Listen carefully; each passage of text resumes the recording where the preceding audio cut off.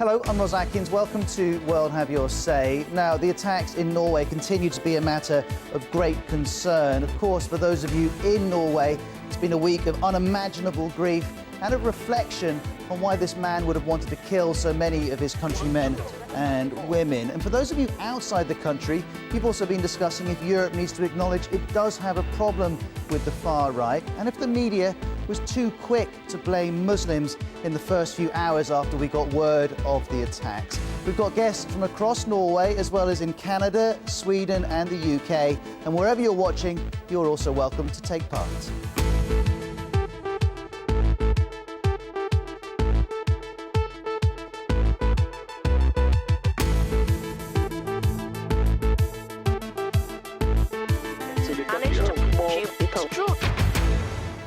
Well, as with last week, well, of course, all of you watching are very welcome to contribute. If you're watching in Norway and want to call up and share your thoughts, the number is country code 44 2070 83 72 72. We'll put that number across the screen as the programme goes along. Or if you're on Twitter, do use the WISE hashtag. But before we bring in our first guest, let's quickly run through the main news of the day, beginning in Norway, where the first funeral services are being held for those killed in last week's attacks. Meanwhile, Anders Behring Breivik is being questioned by police for a second time amid tight security. Mr. Breivik is also being assessed by psychiatrists. Police have admitted the delay reaching Utøya Island was longer than previously thought. The US President Barack Obama has warned time is running out to reach a deal on the debt crisis. In a press conference just a few minutes ago, he warned about the impact a lower credit rating would have on the US, saying it would hurt ordinary Americans. Syrian troops are reported to have fired live rounds and tear gas on protesters during renewed anti-government demonstrations in several cities. Marches are also taking place around the capital Damascus, despite an intense crackdown. There are also huge protests in Egypt today. In particular, thousands of people are in Tahrir Square. But these demonstrations are different to previous ones. For the first time since the revolution, Islamist leaders have been the instigators. Many in the crowd are calling for the implementation of Sharia law or an Islamic state.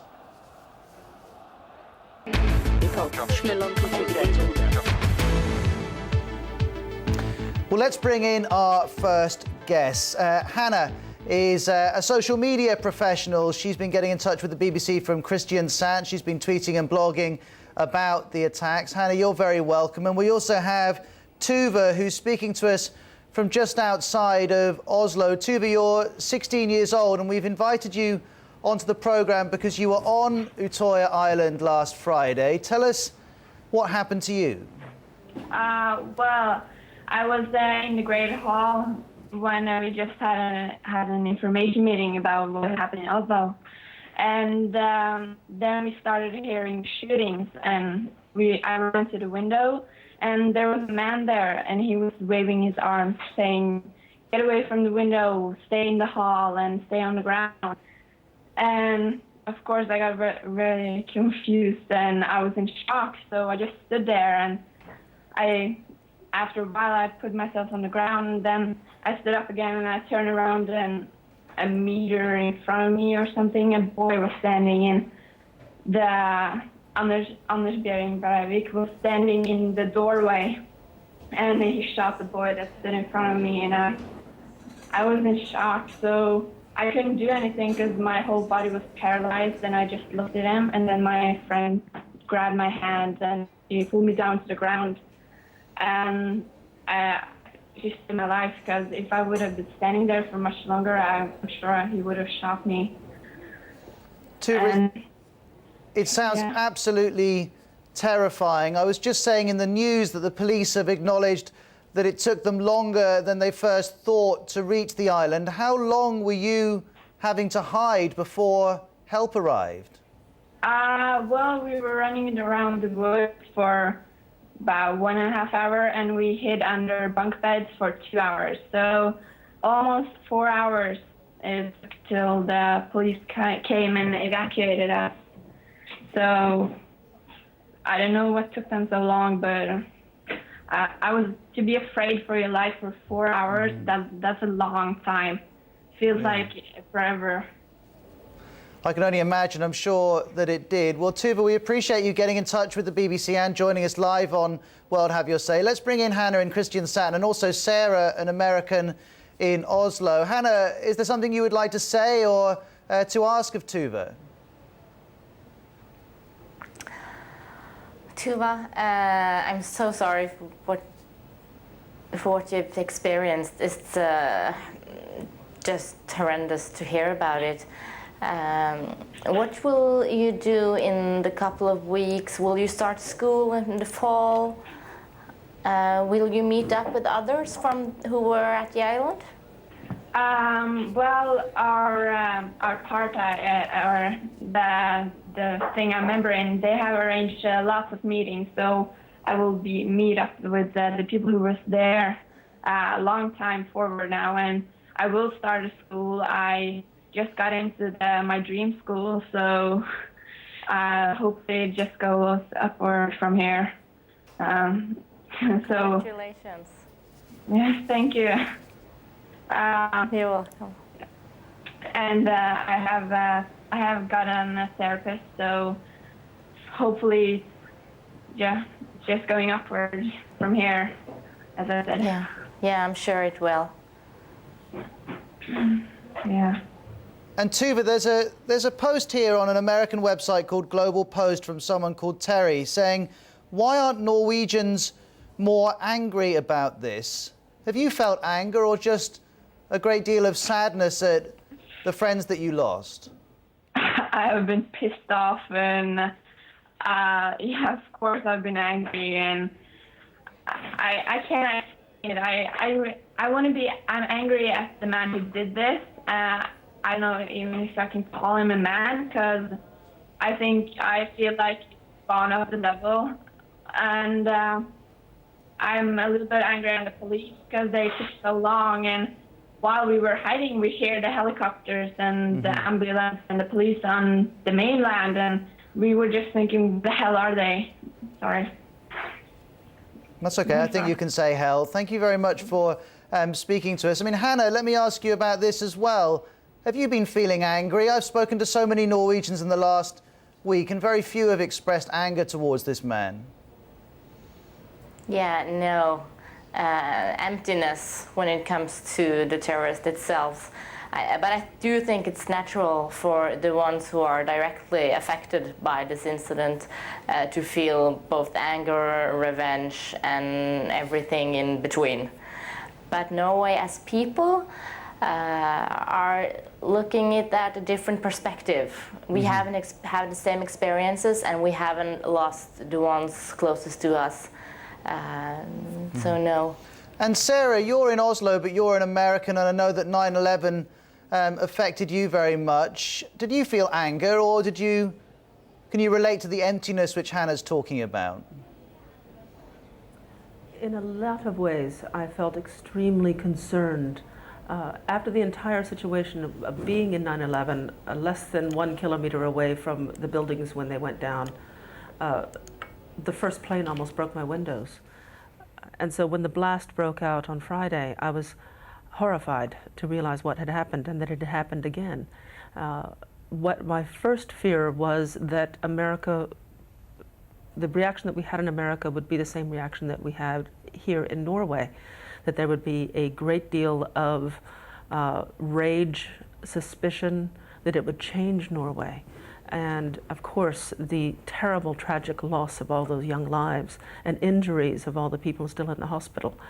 But my biggest concern was that it would change Norway. But I don't think that that's going to be a problem, because that's not the Norwegian character. Thank you very much for those comments. By the way, wherever you're watching, you can phone up. It's the numbers country code 44 2070 83 72 72. Hannah, was that you trying to come in? I apologise if I interrupted you. Yeah, sorry. Just the question is, would we feel more anger than we do now if the terrorist was in fact international terrorism and not Norwegian? That's the question. And what's the answer, Hannah? I don't have the answer, but right. I mean, the hour after the bomb, it's most definitely that people were thinking this is international terrorism. Oh, we've been so naive. Now it's come to Norway, and we could like push all our anger to an external thing outside our country. But now we suddenly have to go inside our own culture, our own society, because this man has grown up in this society, so we can't come to the same conclusions as we could if it was international terrorism. Hannah, thank you very much for the moment. Thanks also to Sarah, an American in Oslo. George is in Ghana. He's got in touch to say what happened in Norway demonstrates that terrorism's on the rise. We need new ideas of how to fight this unfortunate phenomena. And Lynn in Tasmania says, we experienced something similar in Port Arthur in Tasmania 15 years ago. It had a huge effect on everyone in this state. Now, just before we speak to someone whose sister was unfortunately on Utoya last week, let's pull up a couple of emails. Nikolai in Russia emailed bbcrussian.com to say, I don't get it. Why didn't they have more security there? They were expecting their prime minister to visit. Didn't they know what world we're living in? This is a lesson for Europe, he says. Tyrrell, let's first of all say hello, and it's good to speak to you again. I remember speaking to you this time last week, and you just heard that your sister was safe. How's she doing now? Well, she's extremely traumatized. She's not eating right now, and she's really sad, but she's, of course, very glad to be alive. And I remember you telling me that she was shot in the leg. Is her leg being treated? How badly is it injured? It's not that badly injured. She has a sword wound on her thigh, but her knee locked when she was swimming from the island, so she's humping around on crutches. So she's on crutches. And Tyrrell, we've got Tuva with us, also speaking to us over the internet. She was on the island, the same event as your sister. Tuva, explain to us a little bit more about the support that you're getting, and which I'm guessing is being offered to Tyrrell's sister as well. Well, the RF has that offered lots of shrinks, so we can talk to them, and group therapy and meetings, and of course I get a lot of support, so friends and family, and they're all over me, and they won't let me be alone, and so I'm very thankful. And me and my friend also wrote a blog because we didn't want to explain it all over again, and we have been given enormous support from the people who have read the blog, and it's incredible how many who's with us and behind us, and that support what happened to us. So that's interesting. You've chosen to express yourselves, to talk about it. Tyrrell, I wonder if your sister is choosing to do that. Yeah, she has not written a blog, but she is writing on Twitter, and get a lot of support from family and friends and people all over Norway. So that's her way of dealing with it. Well, Tyrrell and Tuva, thank you very much indeed for speaking to us at such a difficult time. If you're watching and you would like to respond to what you're hearing, we're having a very general discussion. We're picking up on any number of issues that have come up because of these attacks in Norway. The number to call, remember, we'll call you back. It's country code 44 2070 83 72 72. Or if you're tweeting as you watch, do use the WISE hashtag.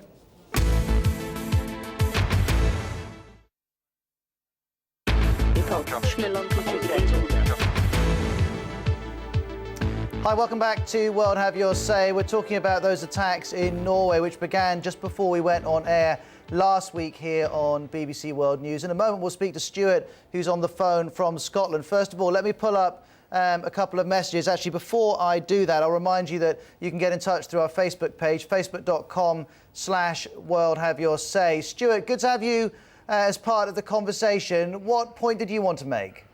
Yeah, my main concern is that, although the guy was completely nuts, he's got a point. We have a lot of stuff that's going on. People are coming into our country. We hear an awful lot about terrorist activity and all that sort of stuff. We don't hear enough about the good stuff that goes on by the people who are immigrants into our country. Eventually, because of all this press coverage and the negativity and so on, somebody is going to start to, the screws are going to loosen up and somebody's going to blow. So you're saying that you disapprove completely of how he went about making the point, but you say he's right to raise concerns about the Islamization of Western countries?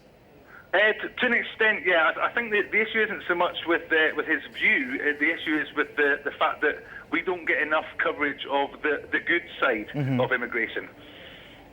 All right, well, thank you very much for raising those issues. Let's bring in, we've already spoken to Hannah in Kristiansand. She's still with us, as is Sarah in Oslo. Let's bring in one other person to speak with all of you. Sanam Ghaffar is with us from the BBC's Luton Bureau in the UK. And Sanam, we invited you on because you began the hashtag Blame the Muslims, which became very popular in the last few days. We'll talk about that in detail in a moment. But what about the point that Stuart's making, that actually there are reasons to ask how Muslims are fitting into Western countries?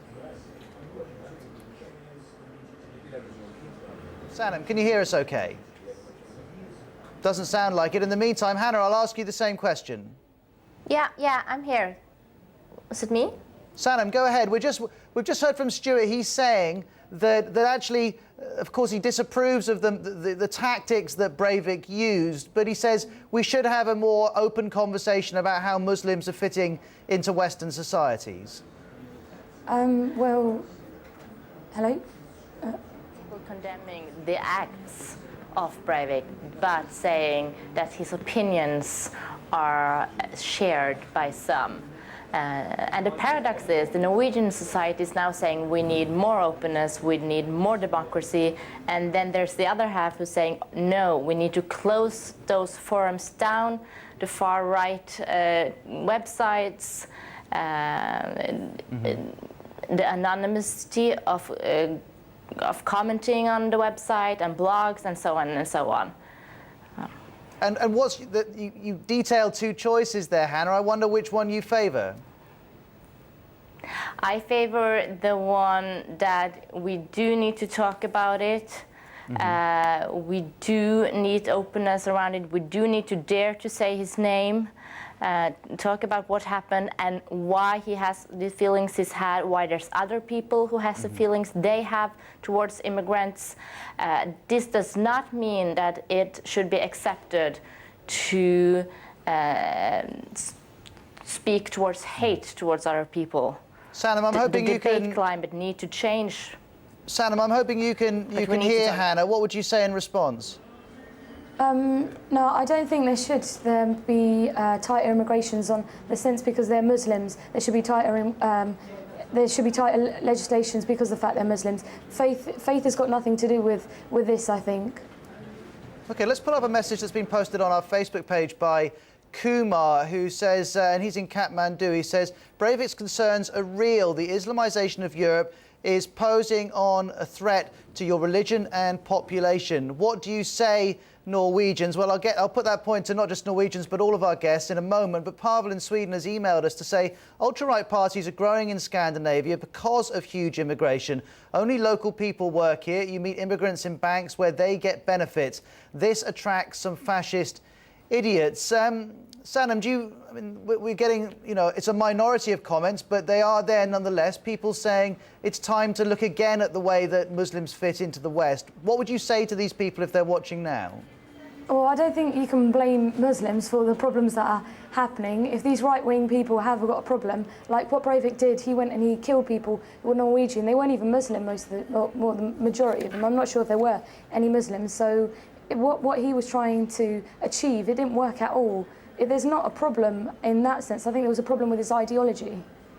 Thank you very much, Sam. And we can also bring in Lisa Björvald, who's a Swedish journalist who joins us live from Stockholm. And she's an expert on the far right in Europe. Lisa, are you shocked or surprised that the BBC is getting a minority of emails in the scheme of things, but nonetheless a number of emails expressing some form of sympathy with the politics of Breivik, if not his actions? I'm afraid I'm not at all surprised, because it's the kind of things we've even heard in the last 2 days from established politicians.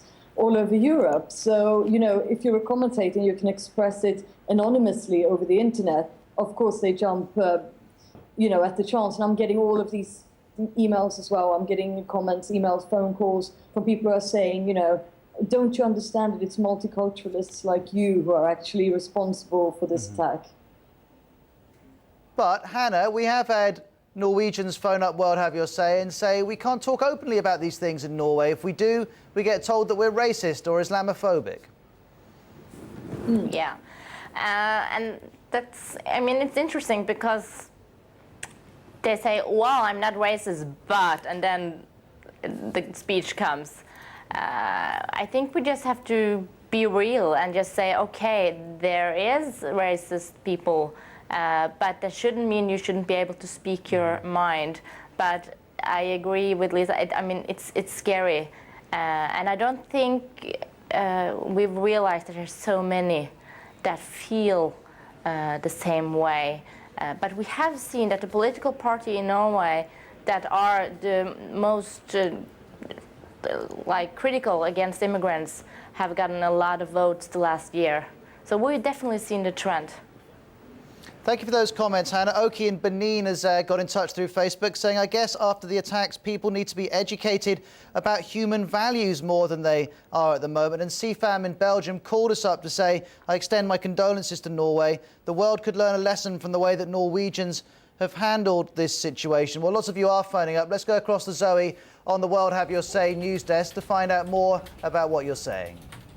Well, the latest countries that we've been getting calls from include Nigeria, Sweden and Gambia. Now, we've had one caller from Sweden who's actually living in Scotland, or from Scotland rather, who's told Emma just a moment ago, echoes quite a few of the emails you've mentioned, saying that he thinks that the country is fairly nationalistic. Now, on Twitter as well, many people are tweeting about holding a minute's silence. They're calling that a twinnet silence, and that's taking place in just under an hour to remember the victims. And Fran has tweeted and said, I blackened out my Twitter background in honour of those who recently departed. Peace to Norway. So if you're going to tweet the show, do remember to use the hashtag WHYS. Thanks very much indeed, Zoe. In fact, one of the people to ring up is Dinesh. Let's bring him in right away. Dinesh, tell us where you're calling from and what point you want to make. I'm calling from Norway and a city called Hamar. It is 120 kilometers away from the capital, Oslo. I just want to make the point, actually I have personal experience with it. A friend of mine's brother got killed right in front of his eyes, and he's not doing well. But this is not terrorism, actually. And this guy didn't go on to kill Muslims or any immigrant. He went on to killing peace-loving people. And these are not even young men and women. Basically, they're kids between 14 and 18. So if you think about, I know this Norwegian character for 11 years. I migrated from, I'm a Sri Lankan, grew up in US and came to Norway on humanitarian grounds with my family. And I grew up, and my children, basically 2 Americans, grew up in this country for 11 years. They know Norwegian and Norwegian culture better than being Americans. So I want to say Norway is a peace-loving, peaceful, tolerant people. And so, Dinesh, you've had a very positive experience. I'm going to jump in there because we're coming right up to our news bulletin. But thank you for calling us, Dinesh. Not the first immigrant in Norway to contact us here at World Have Your Say to enthuse about the experience that you've had. We're going to carry on talking about this for the next half an hour here on BBC World News.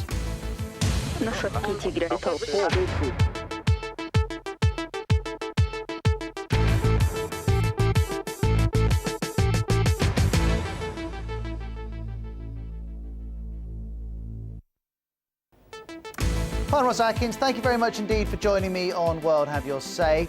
Well, in Norway today, the funerals for those who died last week have begun. We're going to continue to speak to some of you there about the grief, the challenge to your way of life, and how to explain how Anders Breivik emerged from your society. And for everybody else observing from the outside, questions remain about the far right in Europe and about whether the media was too quick to blame the Muslims, as the very popular hashtag put it. Wherever you're watching, if you've issues, questions or comments that you want me to feed into the conversation, use the WISE hashtag and we'll pick them up.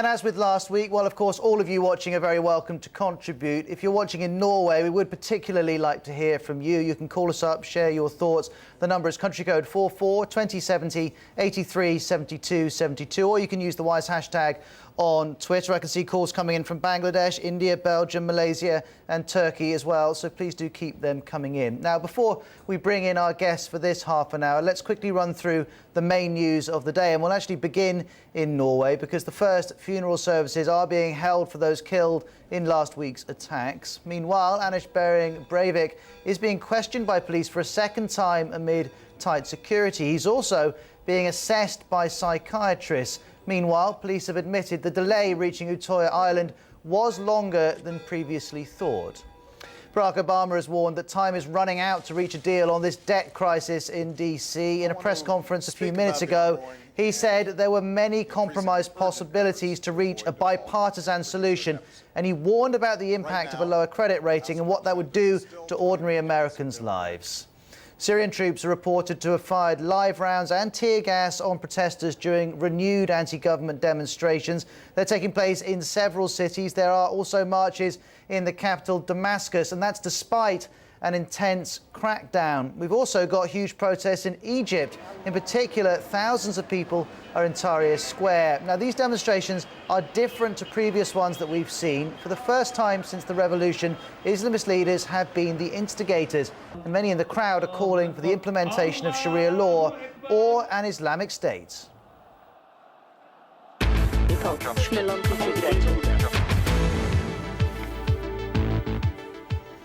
Well, we've got a number of people to introduce you to. Lisa Björvald's a Swedish journalist who's joining us live from Stockholm. We have Hannah, who's a social media professional who's been tweeting and blogging about the attacks from Christian Sand. And we're also joined by Tuva, just outside Oslo. She was on Utoya Island last Friday. All three of you, you're very welcome to the programme. Let's pull up a couple of messages for you to respond to. Tor Bjorn D in Oslo tweeted this on Monday, and it's been retweeted a great deal. He says, George W. Bush, 9/11, we're going to hunt you down. Stoltenberg, 22/7, we will retaliate with more democracy. I'm proud to be Norwegian, he says. And Tamar in Tel Aviv has emailed, picking up on a similar point, saying, you do not have to be in Norway to be affected by the attacks. I don't understand why the police didn't shoot him dead. To think that he'll only be in jail for 21 years makes my blood boil. And lots of you are discussing how Norwegians have responded to these attacks. Tuva, you, of course, have been directly affected by this. You've been telling us about your terrifying experience. If he's found guilty of the crimes with which he's charged, how would you like Breivik to be punished? If he ends up in jail, it doesn't matter, because I'm sure that there are people in jail that have family or friends that is also affected by this. So I don't think he's going to have his fun there. And when he gets out, I would personally like to torture him with the rest of the members of AF. So you feel like you'd like to torture him. Hannah, how do you feel about this? Yeah. Well, if you look at it at Breivik's perspective, what would be the worst thing for him? Because sitting in jail isn't the worst thing. He said he's prepared to sit in jail for the rest of his life. The worst thing for Breivik would to be wrong, which means that if he were ever to get out of jail and to see a well-functioning multicultural society, nothing would be worse, I think, for Breivik. And I think it's a good way to see the punishment itself. What do you think of that idea, Tuva? He didn't plan on going to jail. He planned on dying on the island, and he said so himself to the police on a press conference. And I agree. If he got out in 21 years and he would see the society, he would probably flip out, and I don't know. It would totally ruin his goal with this killing spree. Lisa, he can ruin Norway. Sorry for interrupting you two, but there's a slight delay, which is why I talked across you. I apologise. Lisa, you're listening to this from Stockholm. What's your view of how Norwegians should react to what Breivik did and how they might seek to punish him if he's found guilty?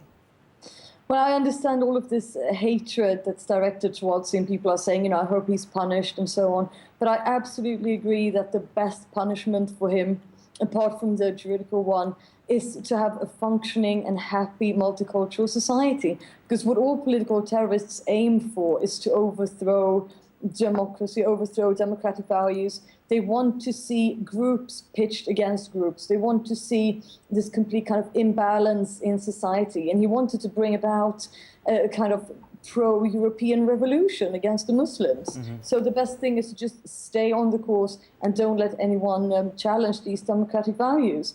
I mean, from my point of view, as you know, someone who specializes in the far right, I also hope that people are going to become much more interested in actually debating against racists and debating against Islamophobes and taking up this fight, because this kind of hatred is very widespread across Europe on the internet and within political parties and so on. Lisa, so I just hope you know, people will pick up this fight against racism. Lisa, you're in Stockholm. We've got Hannah and Christian Sant, Tuva just outside of Oslo. Sarah, you're an American living in Oslo. Yes. I know you want to come in on this. Yes, I'm very interested in the statements that are happening right now, because one of the things that was said is that he will only get 21 years. That is by no means for certain, because of the fact that under Norwegian law, from my understanding, is that it can be extended after that time, and especially if he's brought up on crimes against humanity. The other issue regarding punishment with any kind of situation like this, whether it be a Timothy McVeigh kind of character that we had in the States, or any of these other zealots that harm so many people, the worst possible punishment is anonymity. And as it's been pointed out here before, that there is no support for their basis, that they come, you know, out 21 years from now, or when they're 99 years old, or whenever that is, and they face a very functioning, wonderful, multicultural society. Sarah, thanks for that point. And just to be clear, there's one law, he could be charged with murder. There's a maximum sentence of 21 years. Now, there's a new law which came in 2008. If he's charged under that, he could be found guilty of crimes against humanity, and longer sentences are then possible. There's another possible route, which is that if he's found to be a danger to society, even when he gets to the end of whichever sentence he is given, if indeed he's found guilty, we have to add that, I suppose, he may then just be incarcerated indefinitely because he's deemed to be a threat to society. I hope that explains things. I can see that people in Saudi Arabia and Denmark are calling. The number again is country code 44 2070 83 72 72. Here's a comment from Buddy. He's posted it on the Chinese website called People's. Let me just check if I can pull that up on the screen here. I've got People Forum. A friend of mine, a Syrian immigrant. I'm afraid the auto cue is packed up. Thank you for People's Daily Online. Okay, it's working. That's good. Foreigners who move to Norway often remark on the society's aversion to confrontation. A friend of mine, a Syrian immigrant, says Norwegians suffer from peace wounds, meaning they've had it so good that they fail to recognise that anyone could fundamentally reject their social model. Hannah, do you agree with that? That Norwegians have so agreed on the kind of society they've wanted, they haven't been able to see people who may not fall within that mainstream opinion? To some extent, but the reality is that Norway is ranked one of the best societies in the world because we have the world's best health systems and low crime and low statistic of poor people. So for us, it's of course weird that someone thinks of the Norwegian society as anything else but good. So the fact that it's a paradox that teens now start to shoot people from his own country to make a statement in the other direction just doesn't make sense. But of course, we're now trying to understand it. It's interesting, lots of people are calling us up, and in fact, if you're calling and not getting through, it's because all of our lines are busy at the moment, but we will pick up the phone as soon as we can. But Habita in Nigeria asked a point that lots of you on the phones are saying, why is this attacker not being called a terrorist? Do you have to be a Muslim to be called a terrorist? Lisa, what do you think of that? Do you think the media has shied away from using that word in a way that it wouldn't have done if this attack had been carried out by a Muslim? Well, definitely in some countries that is the case. Fortunately, not in Sweden. We are calling him a terrorist. But you have seen an American TV channel like Fox News doing things like following up this story on the Oslo bomber with something else about Muslims wanting to build a mosque. So they're kind of connecting Muslims to terrorism in a very dishonest journalistic manner. So we are seeing that. We are seeing across Europe that media are kind of hesitant to use the word terrorist, and they have initially, at least, used the word, he's a lone ranger, he's a lone crazy, and that kind of thing. Because, of course, the image of the terrorist has very much become ingrained on our minds as a bearded Muslim, a jihadist. So this is absolutely the case. Lisa, thanks for responding to that point. Habita in Nigeria, thanks for calling up with it. And we're going to take a break for a couple of minutes, and then we'll try and speak to some more of you on the phones.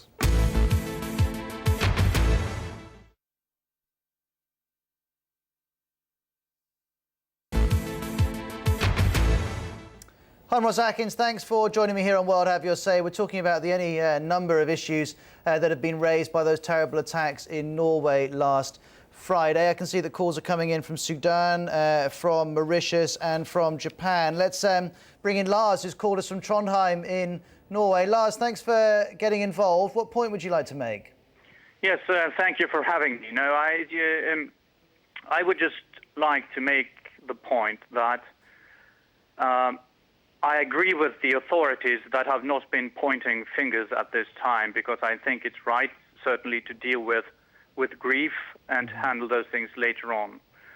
But as I was shocked by these abhorrent attacks, I've been filled with grief, but over the days, not only with shock and grief, but also a sense of shame and not responsibility or guilt, but some kind of feeling that we as a society, perhaps confined to Norway, perhaps larger even, need also to look at some developments in the past few years in how the discourse about religions, Islam especially, but about many things in society, has gotten so hard and fierce. It's perhaps called the ranting culture. I mean, articles have been written about this. Why are people so angry on the net and so on? So I'm not first to raise the point, but I think it's not, I don't want to blame a certain party, a certain blog, or a certain milieu for this, but I think the reason I feel that I should have done better, essentially, is not because I've written ugly things about Islam, because I really haven't. I have no problem with religion, but I have taken part in discussions, and I have seen very ugly things without saying anything, like the old cliche about the 30s, many who, so that we need also to look at that. Well, that's that's a fascinating point. You feel that even though you haven't been expressing these opinions yourself, you feel you should have challenged them more. Lars, thank you very much indeed for calling us. Human has sent an email from Tehran saying politicians and the media are to blame for the attacks. After 9/11, politicians blamed Islamists so much that people grew a bias against Muslims and extremist views against Muslims flourished. So that's picking up on the points that Lars was making. And we'll put those to our guests in just a moment. Before we do, let's quickly bring in Zoe from the World Have Your Say news desk to find out more of what you're saying on the phones. Well, the latest countries that we've been getting calls from includes Iraq, Afghanistan, Australia, Trinidad and Libya. Now, Mary Claire here in the office has just taken a call from Arwa, who's in Norway, who says that where was the security for this man to be on that island shooting people for so long? Norway is a peaceful country, but the law should be changed to deal with people like Breivik. Now, Jared in Denmark has also called us. He says that Norway is a democratic country and there should have been several alternatives gives for addressing his concerns about immigration. Now, if, like Jared, you want to get through to us, but we're not managing to get you on air, we will put your comments on the screen, so do keep your eye out for that as well. Now, we've got a tweet from Peter in the US. He says, as Norway comes to terms with the tragedy, how will the fallout affect the country's Muslim community? Now, remember that there's a minute's silence taking place on Twitter. It's been called a twinit silence. That's in just under 15 minutes time at 1600 GMT. If you're tweeting the show before that, though, please use the hashtag WHYS. Thank you very much indeed, Zoe. Let's bring in Sarah, an American in Oslo, Hannah, a Norwegian who's been contributing to World Have Your Say all week, and Lisa, a journalist in Stockholm who's also been taking part in our discussions.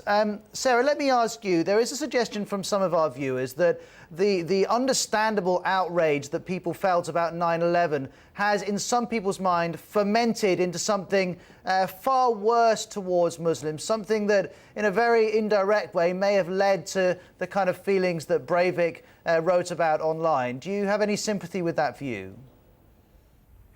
I think that it's very much of a danger of the modern society that we live in at this point in time, that people can get on a rant, and I'm not just talking about individuals, I'm talking about organizations, I'm talking about, and no offense, the media and certainly politicians, and can get on a rant that, oh, they're to blame for everything, and they're to blame for all of these problems, and it builds into a much larger problem than it was originally even conceived of being. I personally have many good friends all over the world, of all races, all religions, many friends in Tehran, as an example, and I'm wondering how many of our other guests who are, like me, fairly straightforward, regular, white, if you like, people, how many of you have Muslim friends? I have many Muslim friends and have many Muslim associates in business and in life. We need to reach out our lives. Sarah, there's a couple of issues there. We don't really have too much time to go into the other issues. I'm curious to hear from Lisa quickly about whether you feel that understandable frustration about attacks like 9/11 and 7/7 in London have turned into something that's far more dangerous and unhelpful.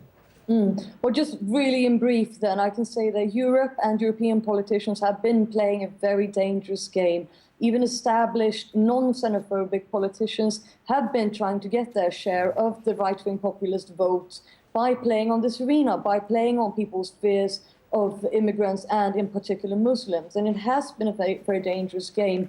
Now, this doesn't mean that these politicians are to blame for the crazed act of a terrorist, but it does mean that they have actively contributed to making the climate and the debate and the way we view Muslims today very negative. And I think that's something that maybe we could explore maybe later on World Have Your Say's radio edition. We're going to have to leave it there. Hannah, Sarah and Lisa, thank you very much indeed. I wrapped things up a little bit early because we had some incredibly sad news yesterday here at the BBC. Ahmed Omid Hulwak was one of our reporters on the BBC's Pashto service, and he was shot dead by militants in southern Afghanistan. It was during an attack on radio and television offices. Mustafa in Kabul has tweeted to say he was a humorous and a kind young journalist. He was known for his bravery in covering stories. And many of you just retweeting, may his soul rest in peace. We'd all echo that here on World Have Your Say. Speak to you soon.